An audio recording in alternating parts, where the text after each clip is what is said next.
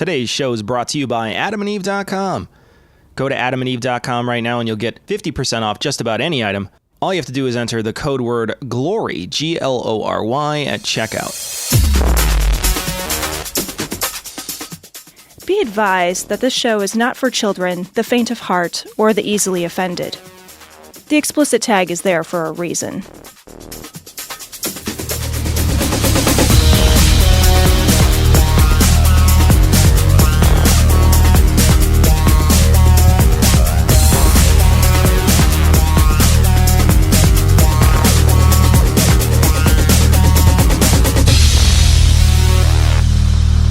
Recording live from Glory Hole Studios and beyond, this is Cognitive Dissonance. Every episode we blast anyone who gets in our way. We bring critical thinking, skepticism, and irreverence to any topic that makes the news, makes it big, or makes us mad. It's skeptical, it's political, and there is no welcome mat. This is episode 575. You can believe that shit. And we are joined this evening by Cara Santa Maria, host and creator of the Talk Nerdy to Me podcast. You may also know her from Skeptic's Guide to the Universe. And I think you've got a few other projects rummaging around in there, don't you? Always too many projects. So last time we had you on, Cara, we spoke, it was in December. Uh-huh. It was in December of 2016, right after Donald Trump was elected. And he hadn't even been inaugurated yet. And we were already talking about a post-truth ecosystem. That was one of the things that we really spent a lot of time on. We've gone through 4 years of Donald Trump.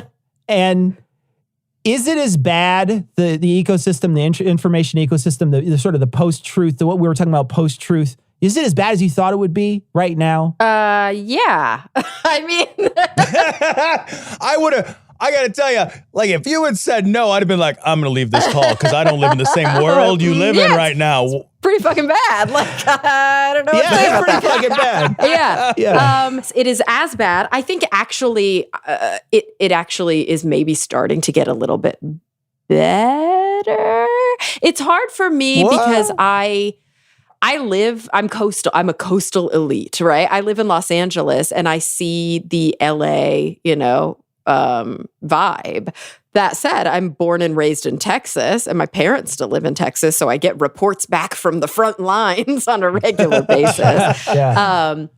Now, do they live in blue Texas or red Texas? Because Texas is fairly divided, urban centers versus rural, right? Right. They live in purple Texas. So they're in the suburbs of Dallas. And Gotcha. My mom is quite progressive. She wasn't always, but she definitely is now. My father is a Trumper. So it's, yeah. Oh, that's got to be so weird. You gasped. That's got to be Wow. so weird. Yeah, Wow. it's weird. It's really weird. Like, come on. It's crazy. He sent me a birthday card last year. So my birthday is October 19th. So it was right before the election. And he sends me a birthday card that said, don't worry, you'll live through another 4 years of Trump just like I lived through all of Obama. Oh. And I'm like, oh yeah, it must have been so hard for you. Yeah, Living through Obama. Pretty much the same. I don't remember celebrating Obama's 4th year with an insurrection, but sure, okay, that's fine. Yeah. So there's that. There's that. And like, come on, how savage. That's his birthday card to me.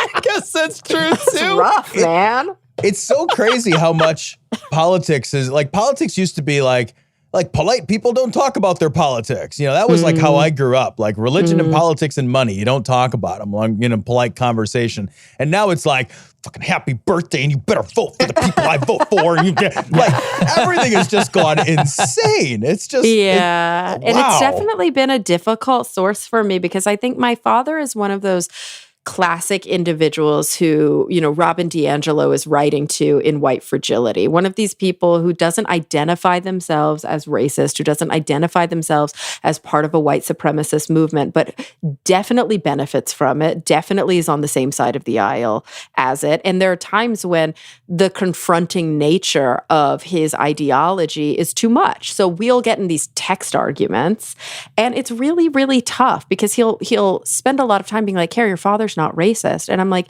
I just feel like if you spent the same amount of effort in trying to defend why or how you're not racist in working on your implicit racism, that the world would be a better place. But that's the first hurdle, is just getting to, because like I can sit here as a white liberal who studies social justice and diversity in my PhD in existential psychotherapy and say, of course I'm racist. I live in a racist system and I have internalized all sorts of racist ideologies that I'm actively fighting against, and I take an anti-racist stance. But until people can recognize that, holy shit, they're just part of the he's so fucking part of the problem. It's rough. It's rough. A lot of people too, when they hear that, they think that they can just sort of do one thing, dust off their hands and just say, I'm no longer racist, you know? And, I stopped doing, I don't do that anymore. I don't make any anti-Asian jokes anymore. So I'm not racist anymore. And they'll just dust off their hands and think they're done and not realize it's a whole process you have to go through every day to realize that you're not only living in a system that's a white supremacist system, but you're also constantly perpetuating that through all these little things that you do throughout the day and the way in which you think. And people just presume that it's one thing, or that they can blame one big entity like the Proud Boys and say, that's it, it's over. That's the Proud racism. Boys, it's their fault. Nazis. Right. Yeah, it's their fault. Yeah. It's their fault. Yeah. But it's all of our fault. We perpetuate it all the time. And that's the thing. But people don't want to hear that. They don't want to hear that. They don't like that. That's too icky for them. They want to be able to say those people are different from me, even though they're benefiting from a system in the same way that the Proud Boys are benefiting from the same system. If we're not actively dismantling this system, if we're not doing the work to dismantle it, then like we're part of the problem. We're perpetuating it. And I mean, Martin Luther King, like in his letter from a Birmingham jail, he explicitly said, like, it's not the Klanner that I'm most worried about. It's the white moderate. Yep. This is how we keep these systems in place and how we entrench them. And this is how racism becomes nefarious and under the radar, and it seethes in every aspect of our experience. If all racism was people using the N-word and like lynchings, that would be it would be very easy to recognize. And unfortunately, there's a huge swath of the population that thinks that is the definition of racism. Absolutely. Well, we've caricaturized it as part of the problem. Like we've caricaturized what racism is, and then we've caricaturized the way to better understand. Like the right has done, I think, a very effective job in caricaturizing critical race theory in a way that makes it this sort of absurdist postmodern boogeyman that they can all point to and mock and make fun of. But we have to get to a place where we recognize that like racism is not the caricature of racism. It is not, to your point, it's not lynchings. It is lynchings, but it's not just lynchings. Lynching is the most overt and obvious and kind of the easiest possible target. Yeah. It's also like, when you pointed out, like, of course I'm racist. Like, I've thought the same, like, of course I'm racist. And that only makes me individually bad if I say, of course I'm racist, and I'm good with that. Yeah, exactly. Right? Yeah. And I just gonna act on it all day, every day. Yeah. And that works for me. Then, okay, I have some moral. Yeah. But I think that there's also some communication that's really necessary and some messaging that isn't being done, where people don't need to feel guilty about benefiting from systems they didn't create, as long as they understand those systems and, to your point, work to dismantle them for future generations. And I don't know that we message that very well. And so I think there are people like your father who like, look, I'm not a bad guy. I don't want people to think of me as a bad guy. And I'm like, then stop voting for Trump. Right. Well, okay, maybe that wasn't the right. But I think you know what I. Okay. All right. All right. Point Cara. All right. That's definitely a point in the bad guy column for sure. But you're right. This idea that racism is a good guy, bad guy binary is also in and of itself is problematic. Absolutely. Yeah. Racists are bad. Non-racists are good. Therefore, those people are racist and I am not. It's like, no, racism is a system, and it's a perpetual system that it's not three dudes in a dark room who are, wheeling and dealing to keep racism going. It's a thing that's self-perpetuating because the people who are in power want to maintain power. And historically, the people who are in power were rich, white, cis, Protestant men, right? So of course, they're going to try and maintain the same power structures that benefit them and keep them above. That's how systemic racism, sexism, whatever, cisgender, heteronormativity, all of that, that's how it exists. And these are not liberal talking points. And this is not me being brainwashed by my liberal education. This is me reading books and knowing things and like visiting parts of the world. Yeah, right. Yeah. I want to shift a little. Let's talk a little bit about the pandemic. Joy. When we first, I know, It's gone right? so well. We got to talk about it. I think it's just a moment to just celebrate how well it's gone. When the pandemic first started, there was the main consensus was that the way out of this, the way we're going to get out of this was a vaccine. And I remember seeing people that were polled then. We were coming back with, would you get a COVID vaccine? When the pandemic first started, was very high. The number was high. It was I believe in the 80s%, people who were polled. And it has dwindled and fallen pretty sharply. Did you expect, now you've known about anti-vaxxers for a long time. You've been, you guys combat anti-vaxxers on Skeptic's Guide. Yeah. You talk about it. Did you expect this much pushback from this vaccine in such a short amount of time? I think in a way I did. I was concerned because I see a multi-pronged anti-vax approach here, and it's different for different people, right? So you've got your dyed-in-the-wool anti-vaxxers who literally believe that there are like chips in the vaccine, or who think that vaccines cause autism, or, these ones who are like, the evidence has been put forward. They're not looking at the evidence. They're ideologically bound to an anti-vax mentality. So you've got that group. And I still think that that's a pernicious group, and it's bigger than I would like it to be, but it's still, somewhat small. But it's a very vocal minority. And then you've got your individuals who are vaccine hesitant for multiple reasons. They are afraid that this vaccine was pushed through too quickly and unsafely. They identified this vaccine with Donald Trump. This is where you see the anti-vaxxing coming in, kind of another layer of the anti-vaxxing coming in on the left. You see individuals who are vaccine hesitant purely because they are afraid of vaccines, or they're afraid of side effects of vaccines. And I think there's, a legitimacy, a certain level of legitimacy to somebody who is needle phobic, or somebody who is like, I heard from all of my friends that they got brutally ill after their second shot, and I'm freaked out to get my second shot. Or I heard that it caused a lot of soreness, and now I'm afraid of that soreness. Or I am diabetic, or I have these other problems. What will a vaccine do to me? So I think a big part of this has been fucking horrible public messaging. Just failures left and right in public science messaging. And I think that it kind of combines and convalesces with your illegitimate anti-vax rhetoric, and it sort of just like enmeshes in a really complicated way with some more prudent paranoia that individuals have, where if they had the right information put in front of them, those fears might be assuaged. And that's why we're seeing that some of the best sources of turning somebody from being vaccine hesitant to wanting to get the vaccine are their individual physicians. Unfortunately, a lot of people don't have primary care physicians. There's a large swath of the population that doesn't get regular health care. And so where are they going to hear from a trusted source? Well, they can go to their death panels, right? Right, exactly. It's like, that would do it. How do I hear that, no, it's okay? So the hope is that you have community organizers, community leaders, individuals who are willing to stand up in certain communities, who look like me, who talk like me, who sound like me, who come from the same background of me, to say, look, I got it done. I'm okay. I feel safer. Now I have freedoms that I didn't have before. You can do this too. I saw really interesting, I actually covered it on SoCal Update recently, which is a PBS show that I do, PBS KCET show that I do here in the local LA market, where LAFD, a Los Angeles Fire Department, has a higher vaccination rate than any of the surrounding counties. And some of those counties are blue and some of those counties are red. And what LAFD does, which is amazing, is if you're a fireman, you can opt out of getting the vaccine. It's your choice. We can't force anybody to get the vaccine. Even at the hospital where I work, you can't force the hospital employees to get the vaccine because it's not FDA approved. It's, it was fast. Right, emergency use. Yeah, it was emergency authorization. So legally, they can't do that. I have to get a flu shot, but I don't have to get my COVID vaccine. I did in January, by the way. LAFD was like, you don't have to get it, but here's what you have to do. You still have to show up for your appointment, and you have to pledge, you have to elect that you're not getting it, and they have to give you a piece of paper.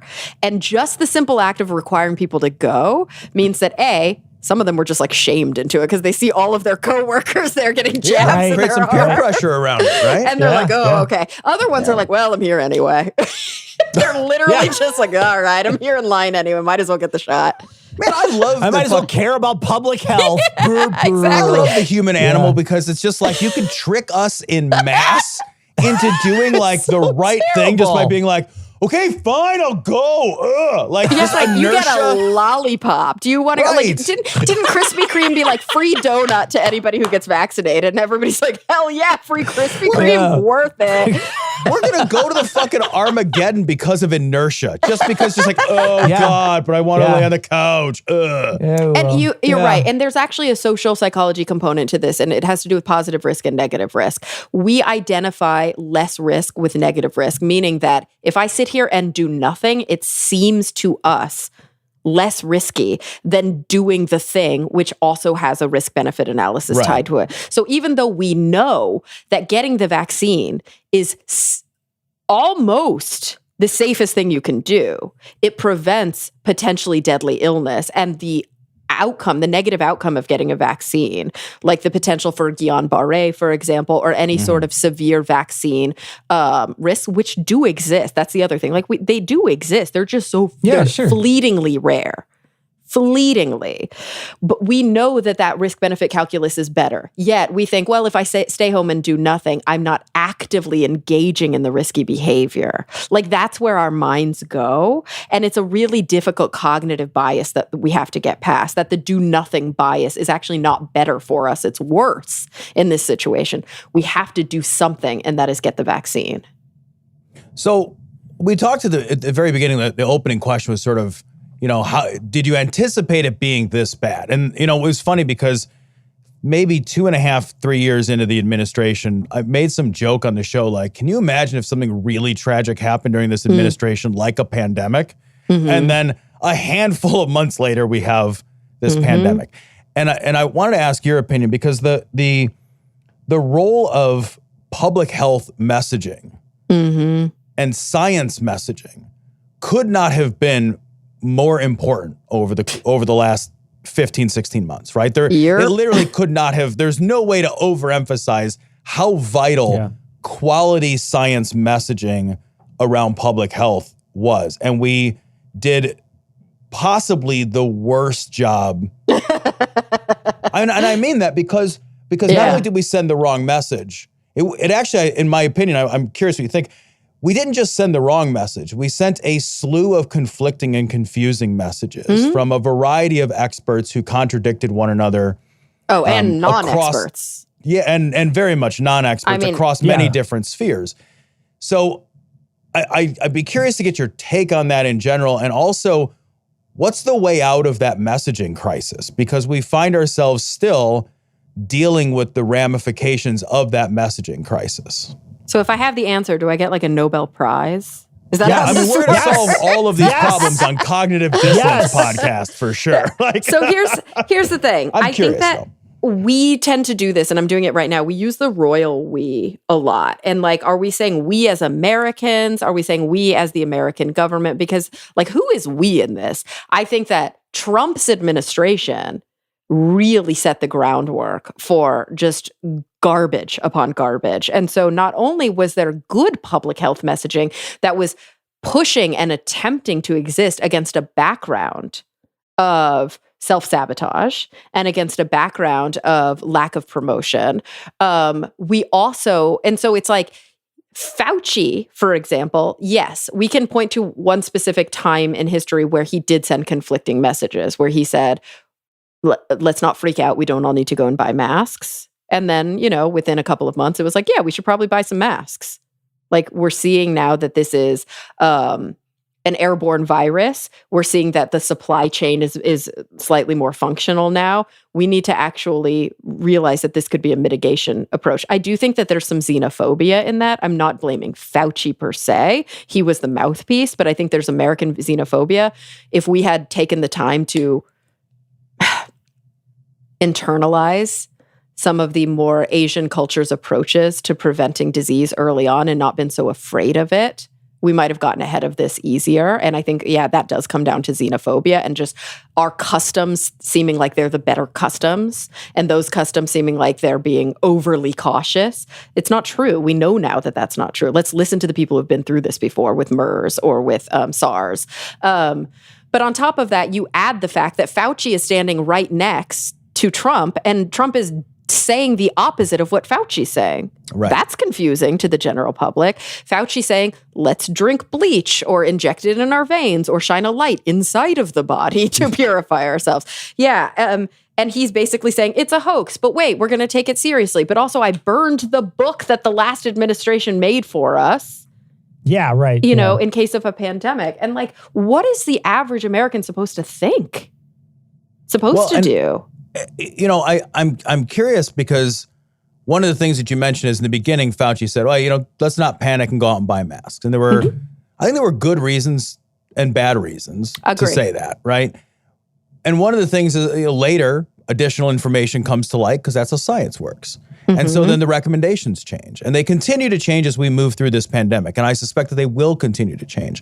And so I'd love your thoughts on how messaging should deal with the changes that are inherent in how science works. You know, we learn something new and the general public sees that as they don't know what they're talking about. See, last week they said this and next week they're going to say something else. So I ain't listening to them scientists. Yeah, right. How do we get past that? You know, like there's got to be a better way to do this. It's going to be hard to get past that as long as we don't have, I think, and this might sound like a real leap, but follow me on this, until we have good campaign finance reform. And the reason that I think campaign finance reform, which seems like it's a completely different issue, I think is directly linked to this, is because the way that, who are the most famous and popular faces within any nation state is generally the people who hold power within government. I mean, you could also argue that Kim Kardashian is more famous than Donald Trump. I don't think that's actually ultimately true, though. I think that Donald Trump, now Joe Biden, then Barack Obama, are some of the most famous people in the entire world.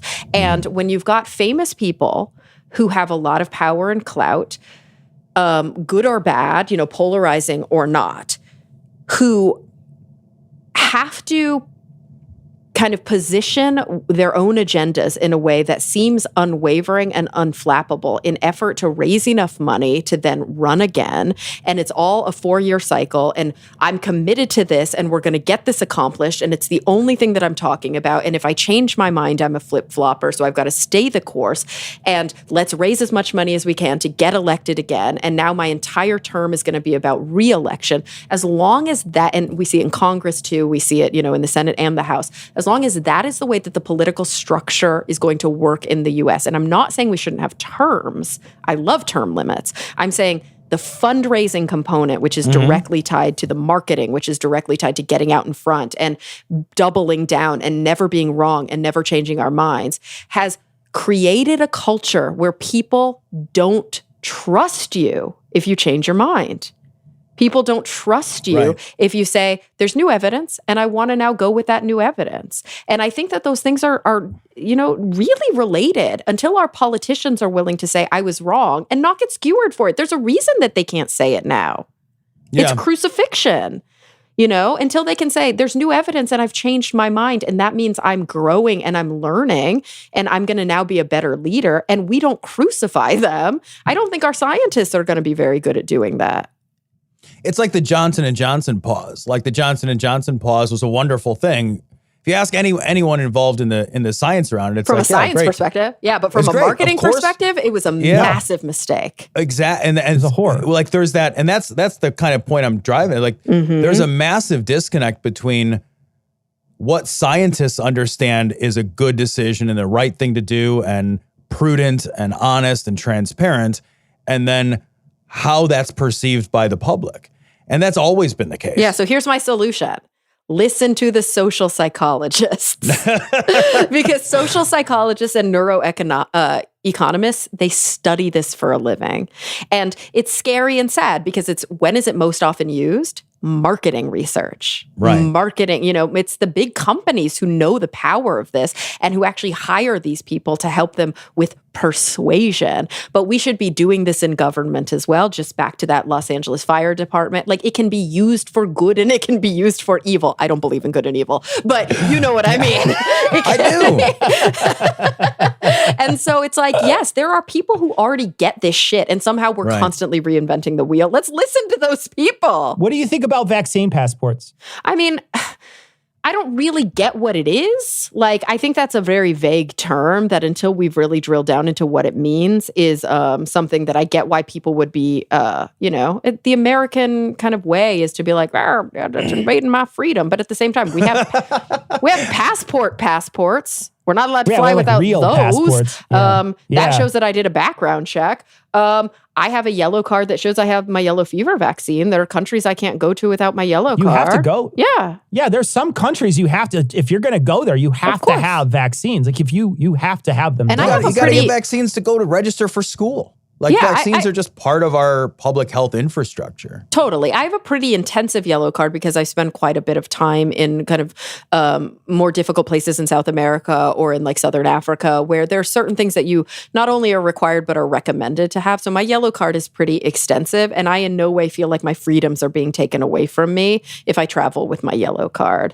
You don't have the freedom to get yellow fever anymore, which is a bit of a bummer. Obviously. Yeah, no yellow fever for this girl. So, I mean, I think for me, it's again, I think for a lot of people, the calculus comes down to freedom versus, or maybe not freedom, but convenience versus privacy. And I think this is a convenience issue. You know, it's like you sometimes have to give up a little bit of privacy if you want your world to be more convenient. At what level is it too much? You know, a lot of us keep using Twitter and Facebook, even though we know better. We know what we're giving up in privacy, and we know about the overreach that's happening, but we're like, but it's so convenient. They tell me what I should buy, you know, it's like, and people are willing to make that calculus. And I think if you want to travel to a country that's like, we don't trust you, America. You have failed in our eyes. The only way we're going to let you in is if you show me that you did your due diligence, that you got the jab to prove it. Like, then now I get convenience. And yes, I have to give up a little bit of privacy to do that, but we already do that by having passports. Yeah, for sure. I want to touch on something you just said about social media, and something else that you mentioned. It's a thought occurred to me. Like, when you're talking about the role of persuasion and, for lack of a better term, manipulation, the first thing I thought is, like, there's nobody better at doing this from a data standpoint than social media companies. They're experts. Well, yeah. They've become incredibly good at it. From a public health perspective, I mean, what are your thoughts about leveraging big tech and just monetizing public health outcomes? Yeah, you know, I mean, I think that we're in a hybrid capitalist system, which is really confusing and fucked up. And so it's easy for me to sit here and go like, ugh, I don't want that, because I don't even want insurance companies. Like, I think that, you know, we should have a national health service. Right. Here. And so for me, it's like, okay, let's make this more corporate. Let's make it more profit motive, you know, like all I see happening when you add a profit motive to health and wellness is that rich people get benefits and that poor people suffer. I see a bigger division between rich and poor, and that's what bears out in the literature. And so there's a part of me that's really stressed out about that. The problem is we're not operating on a clean system. We're operating on a system where, you're right, the government has not much funding for this kind of stuff, and big tech has a lot of money for it. I would like to see this be a public partnership. I would like for it to be a not-for-profit arm, if that were going to happen, a way that, you know, a Facebook or a Twitter gives back and that it's their choice to do so. I don't think we should let it rest solely in their hands. Hells no. But it would be great to see a Twitter, a Facebook, an Instagram, which is Facebook, WhatsApp, which is Facebook.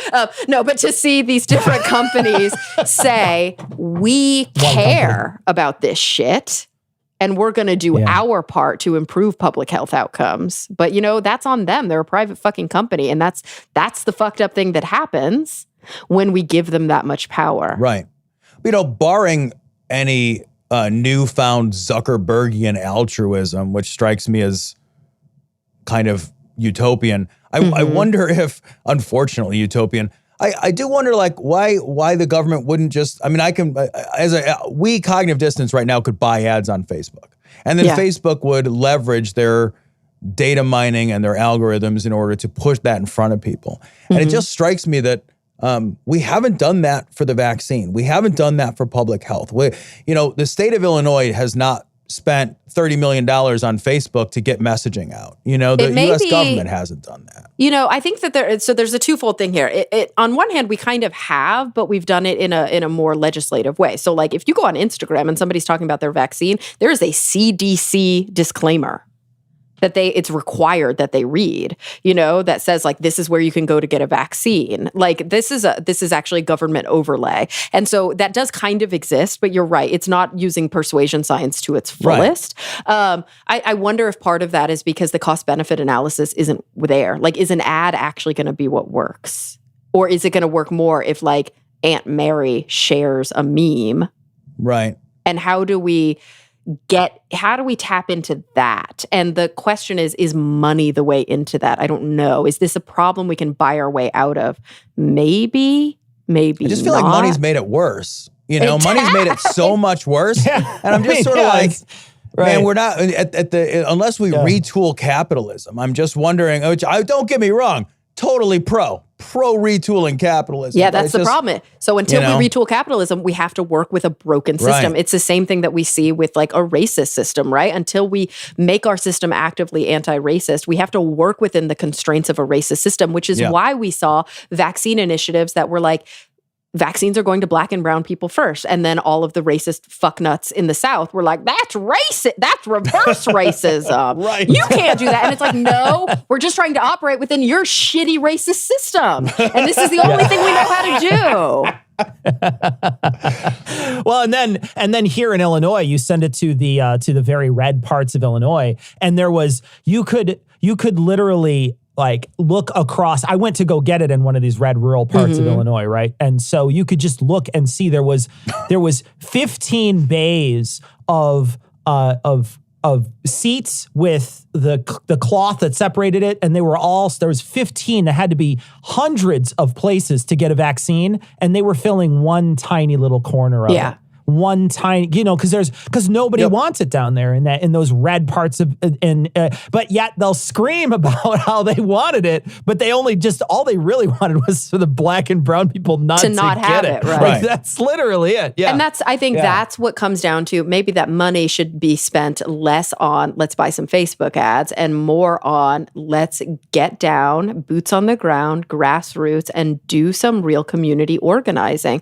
Because this is the thing that we forget living in a sort of social media society and living in a society where we've seen how these Russian bot campaigns did actually make progress and have an effect, is that we also forget that Biden still got elected. And how did Biden get elected? Because people gave a shit and they went out there and they talked to people. And unfortunately/fortunately, that's how political change still exists. It happens at the local level. It does. And so we need community organizers, again, who speak the language, who look the way the people look because they came from that same background, and who are armed with information to say, listen, grandma, I did it. You can do it too. Like, let's go down there together and we'll set up an appointment. This is why I canvassed for Obama in Susquehanna, in the Susquehanna region of Philadelphia, and just like walked and said, you're registered. You're a registered Democrat. You're on my list. Do you need a ride to the polls? Do you need help? Is there anything we can do that day? It's about getting the people, even who want to do it, the access. And then for those who are hesitant or who don't want to, meeting them where they're at and having real conversations with them. But of course, the government can't do that by themselves. We have to do that shit. So do you think we're going to hit herd immunity? Do you think we're going to reach that level? Do you? You're optimistic for it? Here's why I'm optimistic. Yeah. The data don't lie. And there's a point where the sun comes up every day and the sun goes down every day, and you just start trusting that the sun is going to be there. Science is kind of hard to ignore when it's strong.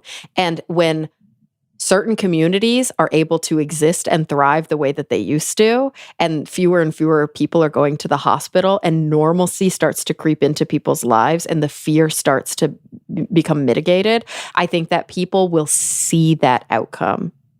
We're going to need boosters, for example.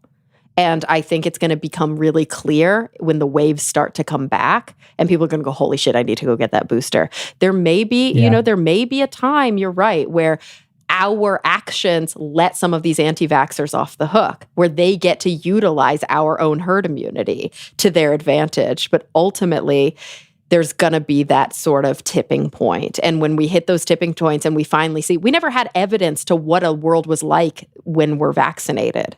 And now we do. Yeah. And I think that evidence is going to be strong. People are starting to see this horrific failure in India. We're starting to see these global places where the pockets hadn't quite hit. And now what happens when people don't have access to the vaccine? And it's fucking devastating. We're seeing it recapitulated all over. And, I think one of the worst talking points, and this is such an American exceptionalism, like bullshit thing, and I grappled with it a lot at the beginning, was when people were like, the vaccine, it's just a conspiracy to keep Donald Trump from getting elected. COVID is a hoax. And we're just trying to keep Donald Trump. And I'm like, do you know that there are places that are not America? Yeah.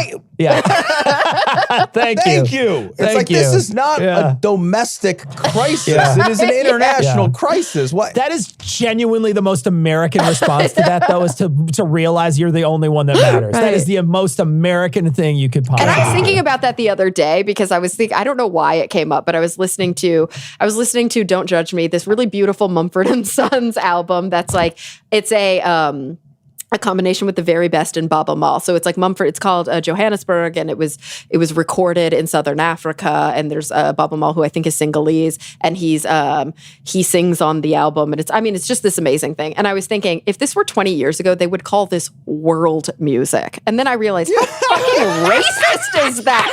So there's our music and then the rest of the world? Right. The rest of the world. My God.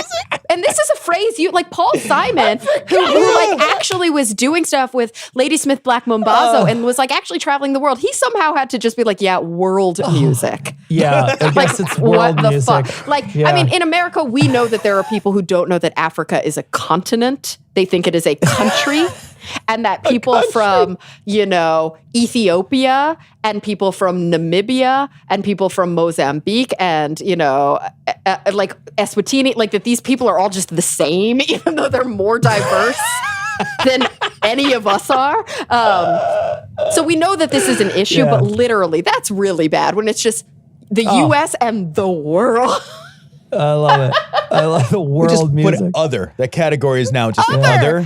Like what We've literally otherized you. We've put it in a category called other. Yeah. We want to be respectful of your time. We know you only have a couple minutes left. I wanted to ask you one more question, if you don't mind. Sure, yeah, because I'm going to answer for the whole 7 minutes. For the whole 7 minutes. 30,000 feet view here. Oh, fuck. And Tom and I talk about communication technology, especially Facebook, and sort of the disinformation that spreads on Facebook, how quickly it spreads, and how sort of pernicious that is. There's a lot of it. Has technology, this is going to be one of these great questions, has technology made your job as a science communicator harder or easier? My job, I guess it depends. I feel like I need to operationally define what is the goal. So when you say my job as a science communicator, do you mean has it made it harder or easier for me to, in whatever way I do, improve science literacy? Yeah. I'd say that. Easier.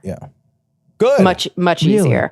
But that's from a personal perspective. It is easier for me to improve science literacy. Yeah, the way to throw that in there. Way to throw that in there. Is it? Oh, just for me. Are the outcomes better or worse? It's hard to know because, there are definitely times when I post things on social media, and I post 5 science stories a day across social media platforms, and it's been something I do not get paid for, but I do pay my assistant, Noelle Dilworth. Shout out to Noelle, you're so kick-ass. I do pay her to help me do this, and I just think of it as sort of the way I give back, which is that I curate about 35 science stories a week from my various feed readers, and then I post them throughout the day, every day, on different social media outlets. So if you follow me on Facebook, if you follow me on Twitter, not only are you going to periodically see, hey, here's a new thing I'm working on, or hey, here's a cute picture of my dog, you're going to get mostly, here's something that's going on in the science world that you may not know about. Look at this cool article. Let's read this new thing. And because I curated it, that I've vetted it and I've read about it and I feel comfortable sharing it. That's huge. I couldn't do that before. I never would have been able. It would have taken it would have been a full-time job to do that. For real. And now For real. it's not. Yep. It's not. And so that's really cool. But when you look at some that have a social justice component to them, even though they're completely evidence-based, especially on Facebook, are you going to find trolls that we have to constantly mine out of the comment sections? Are you going to find people that we have to block? Of course. See, that surprises me. As a woman on social media, I wouldn't think you'd have any trolls. Like, that's just shocking. No, never any troll. I mean, yeah, Jesus. Has social media made my life harder as a woman? Yes, social media. But also, it's like, I think it's like any tool, right? It can be used, like a hammer can be used to drive in nails, and it can be used to bash in somebody's brains. Like, I think that social media is, from our perspective, a tool that we can use. I think from the perspective of the architects of social media and the individuals who actually make money off of social media, there is a very pernicious undercurrent there. And I think that ultimately they know what they are developing. They know how it can be utilized by bad actors in government, by individual forces, revolutionary forces who are trying to, quash free speech, who are trying to dox political dissidents. And this is really scary and really dangerous. For my purposes, it's like, people going to read dumbass shit and they're going to believe what they're going to believe. And, I think we can use the tool the same way that the people who are sowing misinformation can use the tool. Yeah. The problem is, are we putting the same efforts in? There's a lot less financial incentives on our side, it feels like. That's the problem with capitalism. That's the problem. Right? Like, this is a fundamental... George Soros listening? Give us financial incentives, George. Come on. Right? Hook us up. Financial incentives. And this is why, as I become older and older, I become more cynical about the capitalist system as a whole, is that I do think that there are intrinsically sort of sexist and racist and anti-human aspects of capitalism, because it's not a bug, it's a feature. That capitalism rewards greed, and it rewards a lack of ethics. And so until we really, truly, fundamentally go back to the founders of this political or this economic movement and reread some of the founding documents that say, without regulation, this doesn't fucking work. This can only happen with very strong regulation that is imposed from a moral stance by the people in an effort, like torts, in an effort to protect us as consumers. But when we have individuals at the helm who want to repeal and roll back those regulations, who literally believe in a Milton Friedman, like laissez-faire, free market. It's crazy. It's so dangerous. And we have the evidence to prove it. Fuck Milton Friedman. That's what we're saying. Yeah, exactly. I'm with you. Fuck him. Yeah, Cara, if people were going to find you on the internet, where would they look? My main website is my name. It's carasantamaria.com, but also talknerdy.com takes you to the podcast. And I'm on every social media place. I'd say, to be honest, like on Facebook, that's really just my assistant posting the stuff I tell her to post. On Instagram, you'll see like more pictures of my dog and me being like, look how pretty LA is on my hike. But on Twitter, it's where I engage. It may be a generational thing. I'm 37. I was born in 83. I feel like Twitter hit me at the right time.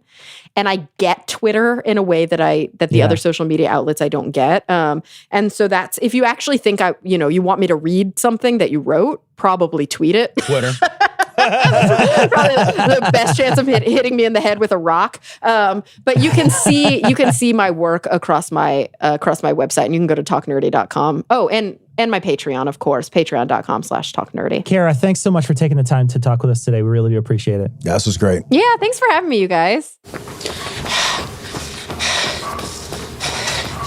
What? Hey, boss. Yeah. Where you running to? Wait, who is that? Oh, I'm just a concerned citizen with a sweet offer. Gary? No. Yes. Okay.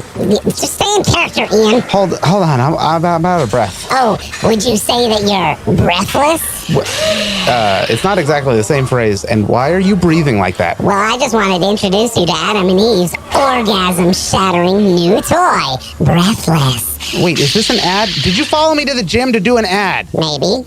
Well, then it's a good thing I brought my ad boombox. Oh, damn! Hit it. Introducing Adam and Eve's orgasm-shattering new toy, Breathless. You've got to experience this revolutionary new way to get off. It does exactly what its name implies. You'll be breathless. For a limited time only, they are offering 20% off Breathless. Just use offer code GLORY for the next 10 days as an exclusive cognitive dissonance promotion. This toy blows, sucks, and buzzes for mind-blowing gasms. A few minutes with this thrilling simulator will leave you moaning and groaning and moaning and groaning and moaning and moaning and moaning until you're out of breath.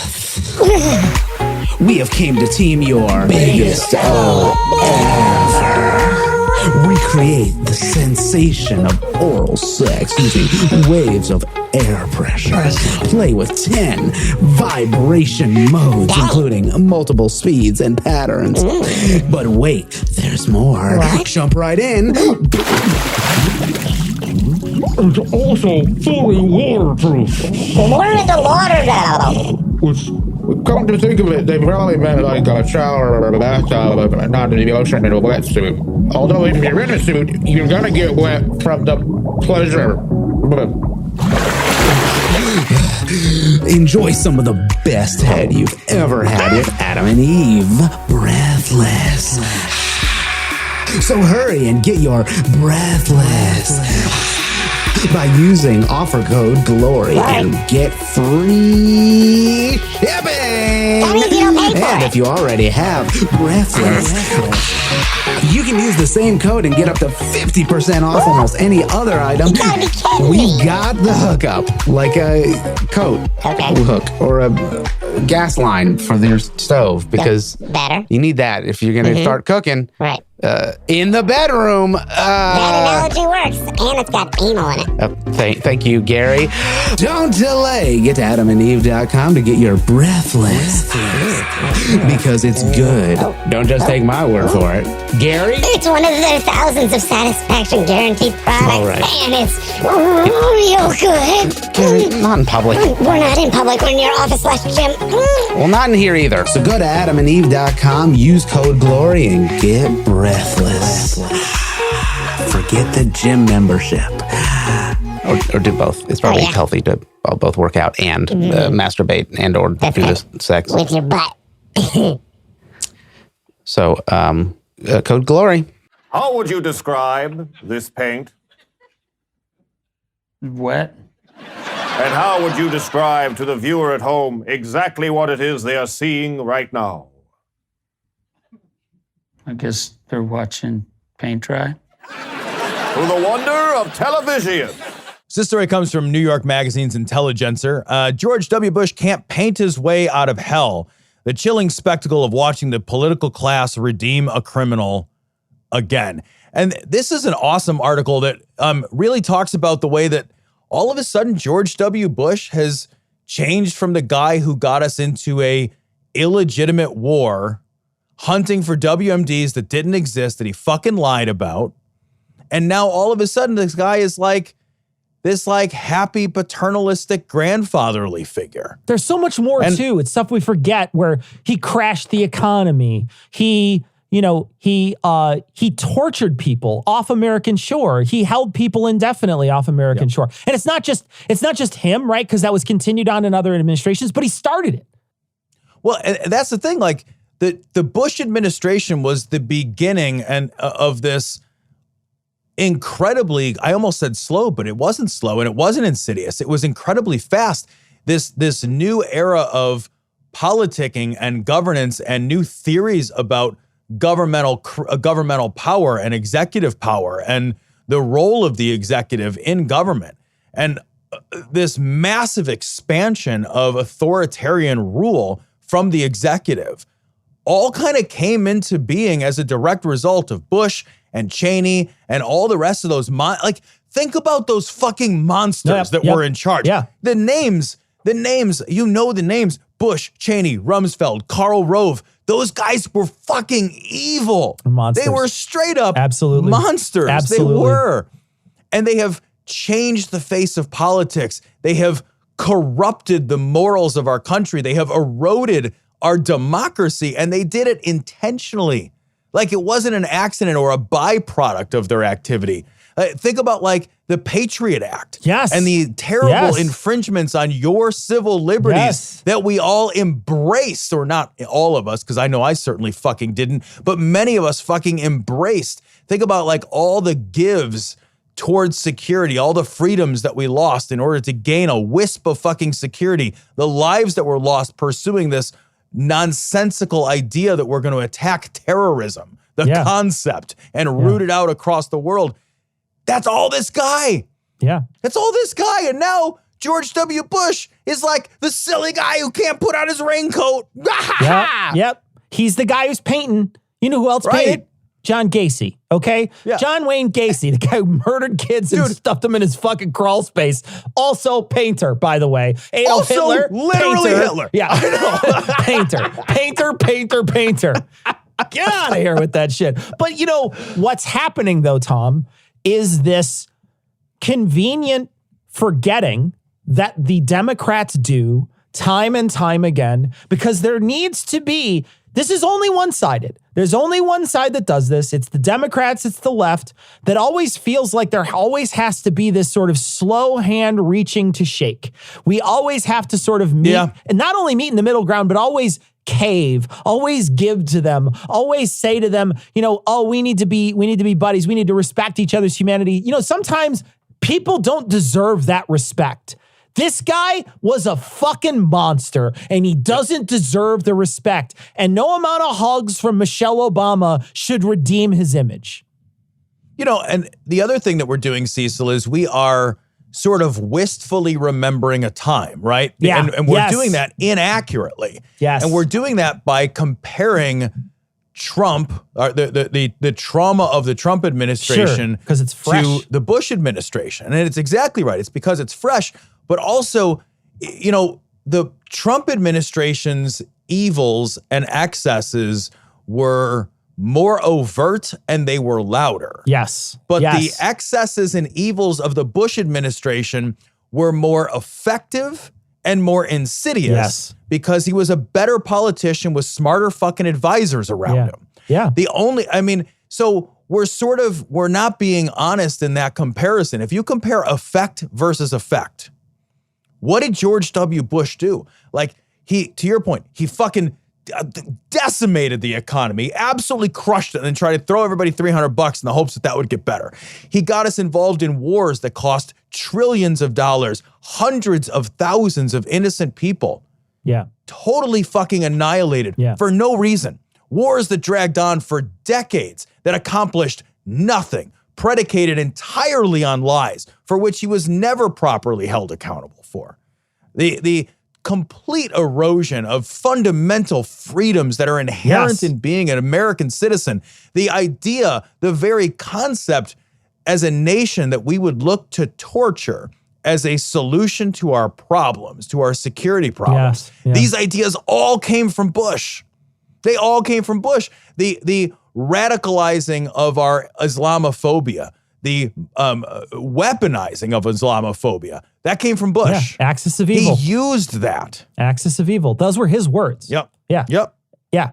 He used it as a weapon. And it's funny because when we like to think that during the Trump administration, we saw a bunch of apologists for Trump, and that felt new to us.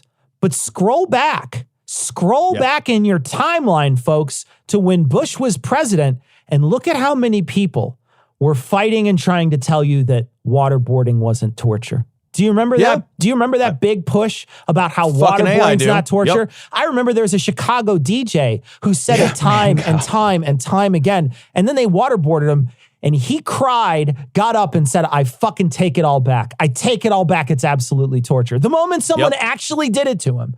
I mean, Jesse Ventura, the mayor or whatever, governor of Minnesota, I don't know what they have down up there, King, whatever they got up there, Earl, I don't know. They have a different Minnesotan system, eh? Whatever it is. Oh, yeah, you betcha. You're the leader up here now, He's the leader at a potluck, you know. Get out the big fancy snowmobile. You gotta get up here, You gotta wear your hat around here. You're an important guy.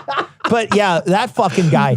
I remember him saying, all I need is a bucket of water, a rag, and 15 minutes. And and he said, I'll make Dick Cheney, what did he say? I'll make him confess to the Sharon Tate murder. He said, all I need is 15 minutes. And he's right, because it's fucking torture. And you literally say anything to stop it. And we know it doesn't work. It's literally all it is for is to make us feel like we're getting vengeance on people that may or may not be bad. Like quote, and I'm using quotes here in the most ironic sense, bad guys. Under Bush, we saw the opening of Guantanamo Bay. Yes.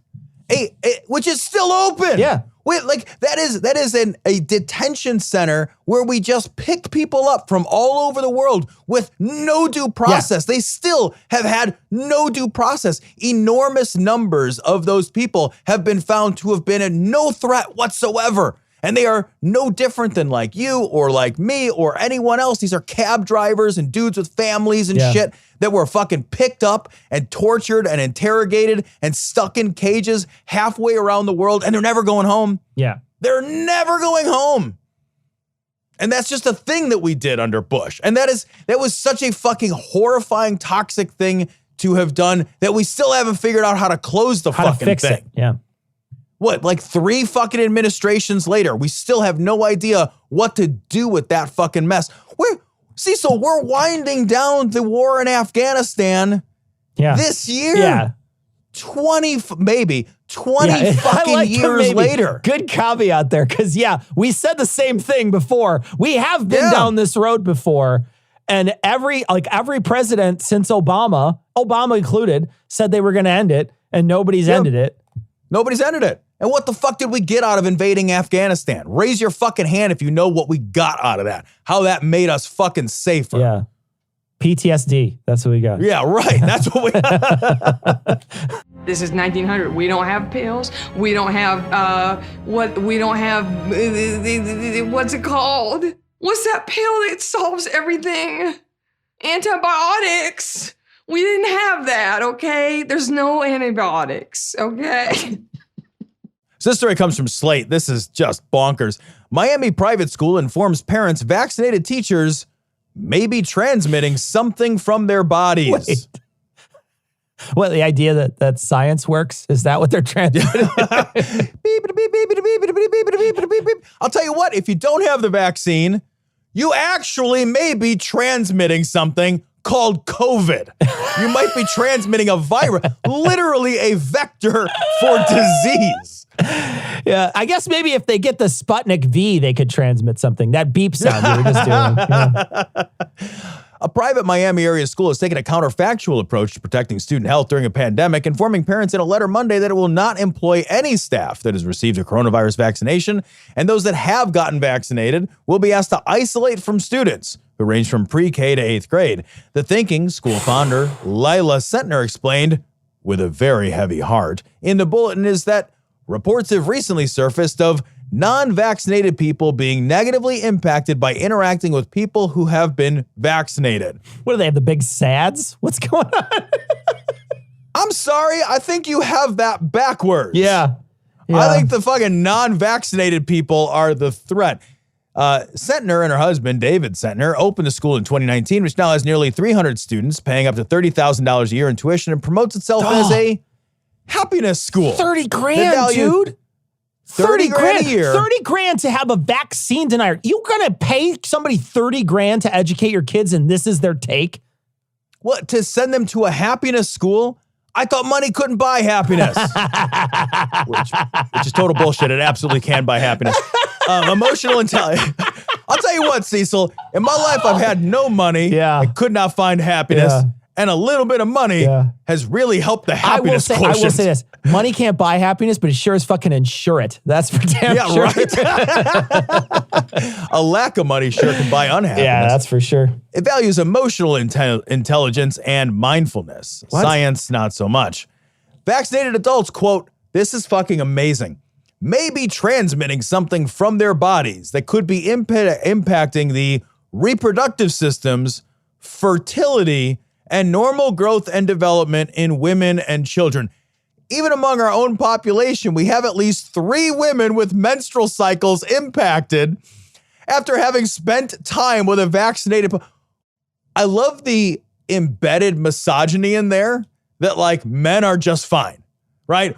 Well, I'll tell you what, it's got to be for the weak ones, the women, the children. Yep.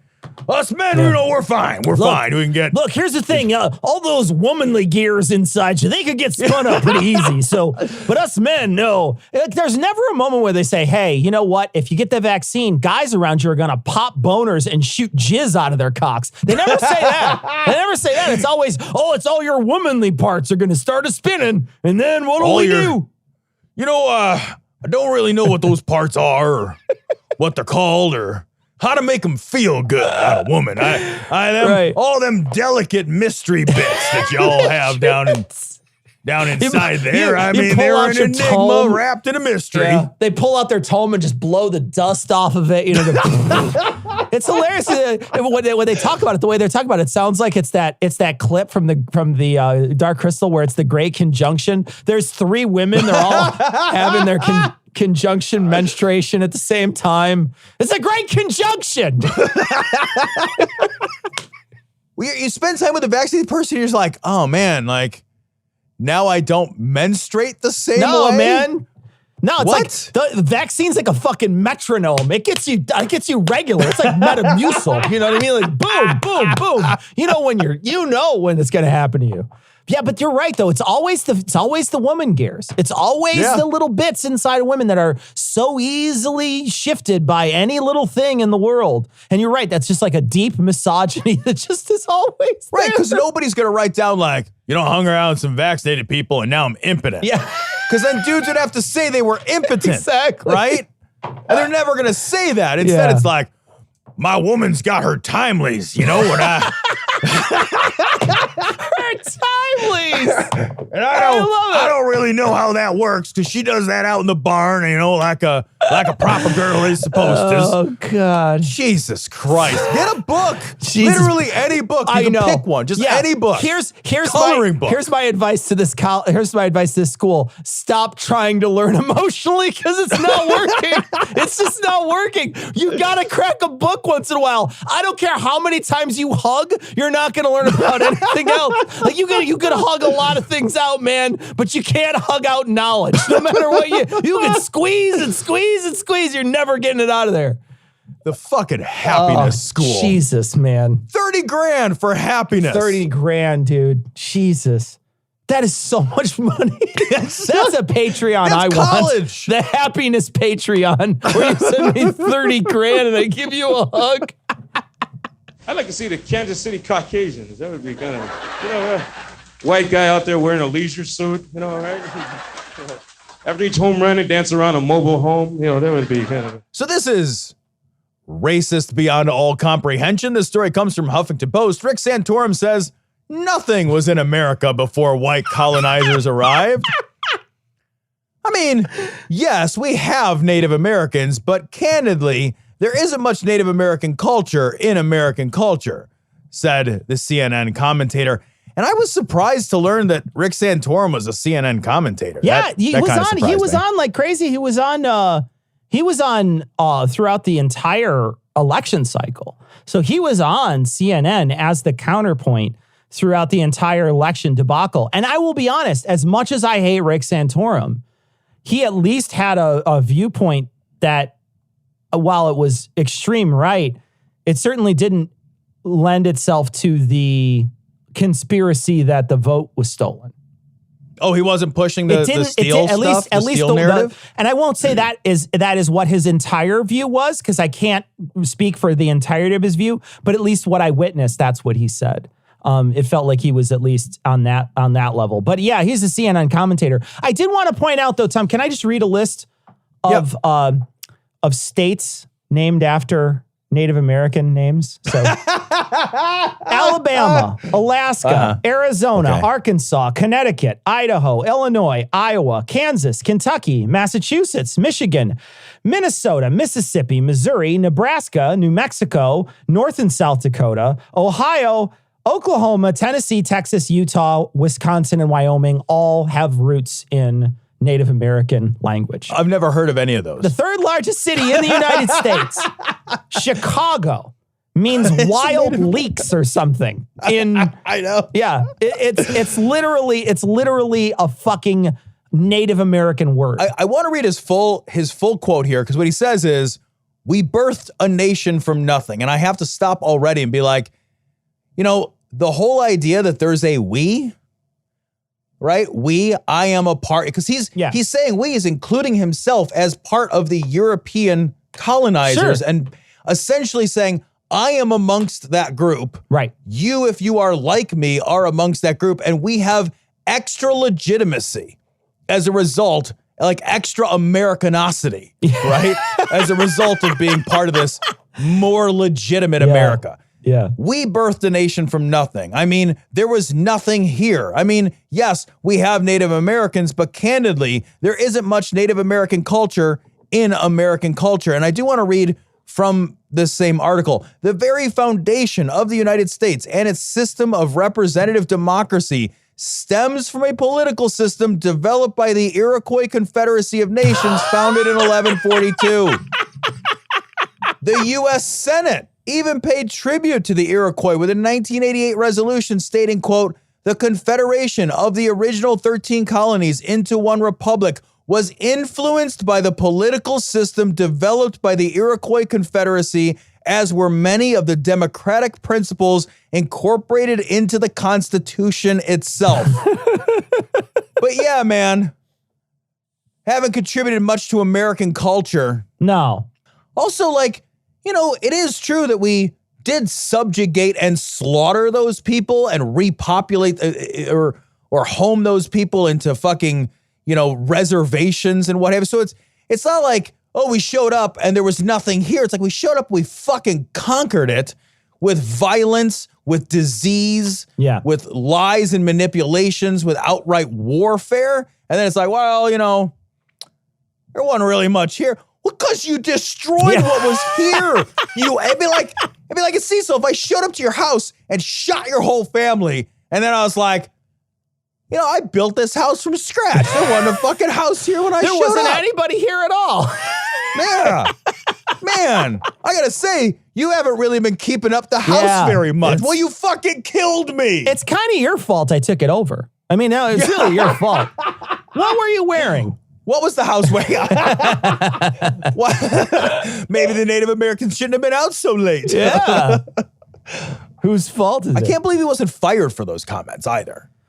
It's weird, man. He's such a piece of shit though, and he's been a piece of shit forever. Let's not forget how fucking anti-gay this guy is. Oh, I know. Let's not forget. The reason why we even know the name Santorum is because of Dan Savage, who made his name synonymous with the discharge that comes out after anal sex out of an asshole. Like that's what he made. He made it so that people, when they search for Santorum, that's what they find on the internet. So there's a reason why, and it's because he's such a despicable shitbag. That's why. Yep. CNN knew what the fucking snake was when they picked it up. That's all I'm saying. Yeah, it's right? just, I don't want to hear any fucking nonsense about cancel culture, though. Right. Because here's a motherfucker who basically was like, Native Americans weren't here and they aren't people and they never counted. Yeah. And it's just like, wow. Wow. Yeah, where's shit. Cancel culture when you need it, right? They're canceling everybody. Well, I don't know, man, because the bar is pretty fucking high. Yeah, I don't know. Because here's a guy who just shat on all of Native Americans. You could be the worst LGBTQ bigot and still be bad against Native Americans and no one cares. Right. You're still getting a paycheck on a liberal news network. Yeah. Oh, the liberals cancel everybody. Except for this guy. This guy. Holy shit.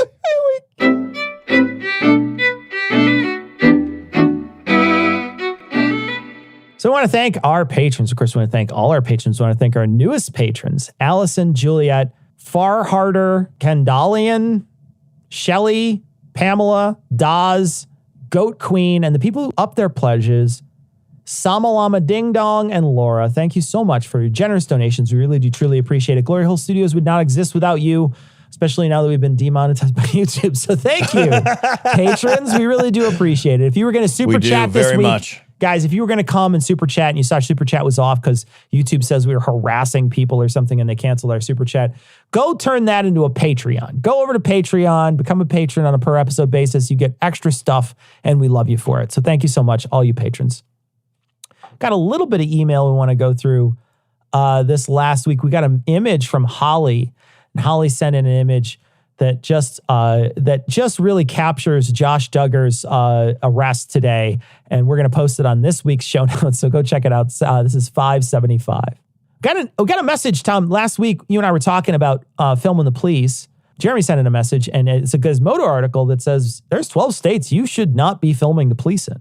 Yeah, this really surprised me, and I read through our whole Gizmodo article, and it's crazy because Illinois is really the state you most don't want to film the police in. We have some of the most restrictive dual consent restrictions around eavesdropping, wiretapping, and filming. Basically, though, the thrust of the article is 99% of the time you can film whatever the fuck you want in public. But when you're filming the cops, they will use the anti-wiretapping and anti-surveillance laws that are available to them to prosecute you in order to restrict your surveillance of the police. That's ridiculous. Even though you might be in public, even though it's entirely reasonable for you to be filming your kids in public and other people are in the background or filming, a building and people are walking past it and no one's going to bother you. If you film the cops in these 12 states, you could be in for real trouble, and they are prosecuting. There are examples from the Gizmodo article. So thank you so much for sending that in. I know the advice that we gave that was to film the cops at all times. Well, don't do that without knowing the risks. Yeah. So you should know that there are risks. Sure. No, yeah, and knowing you have 12 states for sure. And of those states, Illinois is on there, so is Massachusetts and Maryland. Those 3 states don't feel like they're very conservative, but they have very conservative laws when it comes to filming people. So check it out, double check, make sure your laws allow you to do it. We talked about My Little Pony last week, and we got a lot of messages about it. One person, this is Carl from Germany. Carl sent in a message, and he said that he heard about the neo-Nazis hijacking My Little Pony, and he said it reminded him of a story that he read about furry community a few years ago that basically had the same problem. And we talked about this. The reason why that is because those inclusive communities allow people in, and then you have that one frame of reference that you can talk to other people about, and then their infectious bullshit garbage that they're going to spew on you is easier for you to swallow because they're part of the same group as you. And so they have this in with you that other people don't. And they can influence you and other people to believe dumb shit like the neo-Nazis believe. Yeah, it's crazy that there is no place that seems safe from the infiltration of white supremacy. Yeah. And yet we are still having a debate about whether or not white supremacy exists. Got a message. This is from a person who doesn't want to tell us who he is. He says that he wanted to talk to us about marriage because mainly he's in a relationship now, a marriage relationship now, but he's also polyamorous. His family's polyamorous, and they want to sort of be part of a polyamorous relationship that also includes some sort of marriage, but can't do it. So the other person that wants to be part of this relationship will never be able to be really fully a full-fledged member of that relationship because our governments are based on a marriage system that is different, that is basically monogamous and religious. And there's not any room for this sort of thing in the government because the government sort of takes on the religious institution of marriage. And it's interesting because I was wondering, because the first thing that popped into my head was, well, what do you do with insurance? But insurance doesn't discriminate when it's kids that get married or kids that get born, right? So if I have a bunch of kids, I still have to pay, a little extra for the deductibles or whatever, and I have to pay more money as a primary or whatever in the principal that I have to pay the insurance company.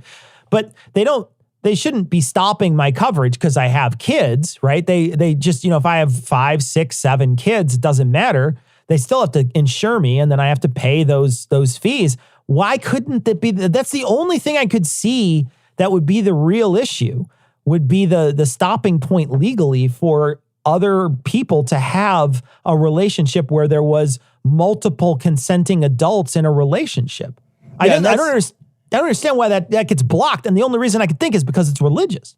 Yeah, and it is because it's religious and people feel like judgmental and shitty and squeamish about polyamorous relationships because there's not that many of them. Like it's at the end of the day, it's drops in the bucket financially. I don't think there's a massive financial impact because there's just not a massive number of polyamorous relationships that have that kind of, long-term commitment where they would have a big financial impact on medical insurance. I think that's like maybe what people would say in order to hide their bigotry against these relationships. Yeah. Got a message from Matt, number 1, and he's like, I just wanted to let you guys know I couldn't even find the message that I sent you guys farthest back, but he did quote a message that he sent us from 2012. So that's really early on too. That's like a year in. Yeah, so man. Matt's been with us for a long time. Thanks for being a listener, Matt. That's awesome. We got long messages about My Little Pony and how it's far right and how the show itself might be a little problematic and lean into that a little, or at least be easily interpreted as sort of a right-leaning, weird, racist thing. Because the one that stands out here, Tom, is they're talking about all the different types of animals in that cartoon, and zebra is listed as very clearly African. And that to me is like, I don't know that I like that at all. I don't know why cartoons have to do that shit, but a lot of them do that sort of shit where they're just like, let's have like ethnic characters. You're like, no, don't do that. Don't do that. It's really bad. You shouldn't be doing that. Why are you doing? Just don't. Let the ponies be ponies and the zebra. Just why do you have to?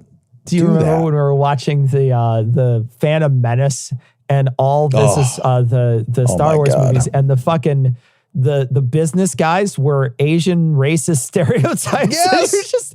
And you're just like, holy shit, they can't pronounce R, and you're just cringing the whole time. It's so bad. It's just Phantom a different Menace time. is so full of racial stereotyping. It's so and it's just bad. like, look, I know what you're doing even with a mask on. Yeah, I know. You're not masking So it that bad. well.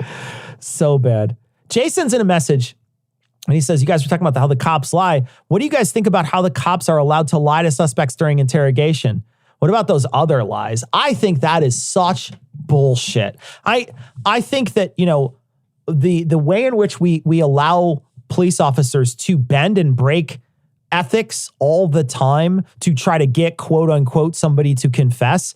I mean, I just think about all those people that had false confessions and how often those people are lied to.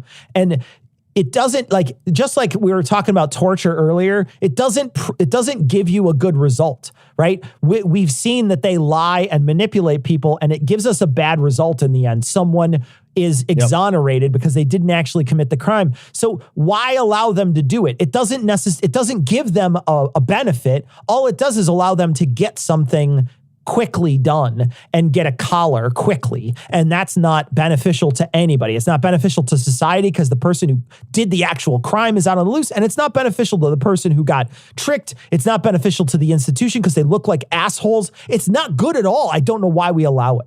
Yeah, there are a lot of times where, and they're not lying about small things. They're lying about things like, hey, we know we've got you. The repercussions are enormous. We can ameliorate the damage for you if you'll just confess. So somebody's sitting there and they think like, holy shit, I didn't do this, but I'm going to go away for it anyway. And they've got all this shit. But if I say that I did it, I'll get 10 years instead of 30. And so they're doing a kind of like trolley problem calculus based on inaccurate information. And so then they confess. That's bullshit. They should absolutely not be allowed to use that kind of intimidation tactic. They should not. So we want to thank Cara Santamaria of the Talk Nerdy podcast for joining us today. She also does Skeptic's Guide to the Universe, and she does all kinds of other video and science communication. She's a wonderful guest. We want to thank her for taking time out of her day to come on our show and talk to us.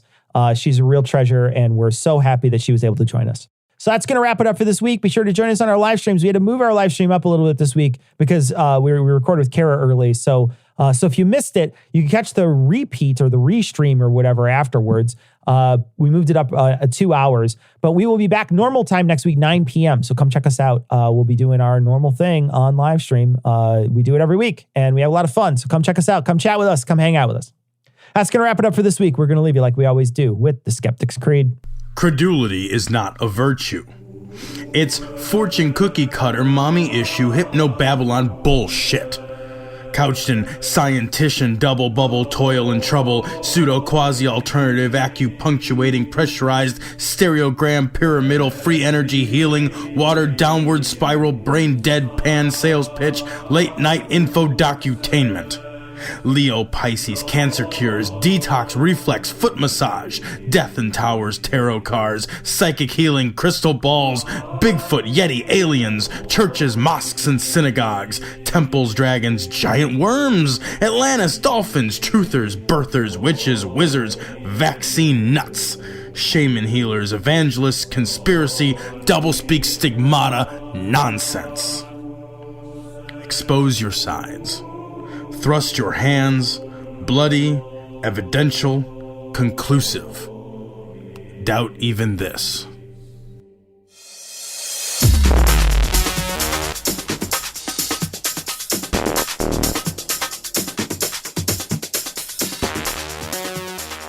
The opinions and information provided on this podcast are intended for entertainment purposes only.